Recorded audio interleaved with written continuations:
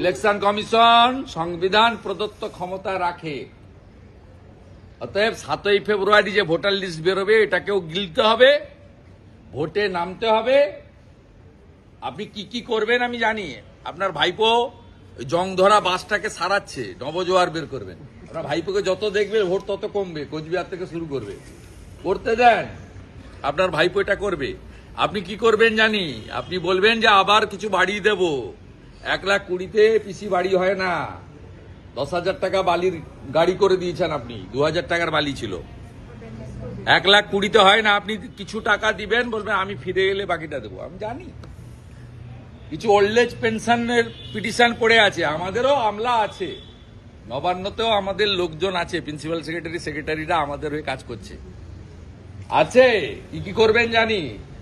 আপনি চেষ্টা করছেন 500 টাকা বাড়ানোর ভাতা, আপনার ফিনান্স রাজি হচ্ছে না। আপনি ঠিক করেছেন যে 200 টাকা অন্তত বাড়াবেন আপনি ভাতাতে। এগুলো করবেন, করলেও কিছু হবে না। 1200 টাকা 1400 টাকায় কিছু হয় না। চাকরি আপনি দিতে পারেননি, লাখপতি দিদি আপনি বাড়াতে পারেননি, সরস্বতী পূজার জন্য হাইকোর্টে যেতে হয়েছে, মা কালীকে প্রিজন ভ্যানে তুলেছেন, বর্ডারে বেড়া দেওয়ার জন্য জমি দেননি। আপনার এখানেই জঙ্গিরা ঘুরে বেড়াচ্ছে মুর্শিদাবাদ মালদাতে, ক্যানিং থেকে জাভেদ মুন্সি ধরা পড়ে, আপনি জঙ্গি হাব বানিয়েছেন। এগুলো পশ্চিমবঙ্গের লোক আপনাকে ঠিক জায়গায় ঠিক সময় উচিত শিক্ষা দেবে।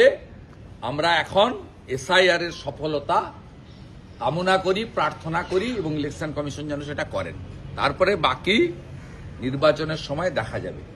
জয় জগন্নাথ বলে 2024-এ কলিঙ্গ জয় হয়েছে, জয় সীতামাতা বলে আজ অঙ্গ জয় হলো, বিহারকে আমরা অঙ্গ বলি।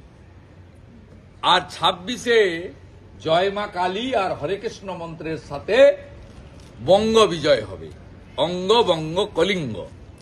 এটা হলেই বৃত্ত সম্পূর্ণ হবে।